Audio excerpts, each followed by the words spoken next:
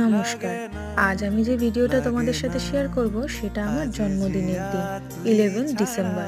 না, বিশেষ কিছু প্ল্যান ছিল না, তবে মেকআপ করতে যেহেতু ভালোবাসি তাই রোজের মতো কাটলেও বার্থডের একটা মেকআপ লুক ক্রিয়েট করব না তা কি কখনো হয়। আর কিছু নতুন প্রোডাক্টও কিনেছিলাম, সেগুলো রিভিউ করার ছিল, তাই একসাথেই ভাবলাম রিভিউ করা হবে আর জন্মদিনের একটা মেকআপ লুকও ক্রিয়েট করা হবে।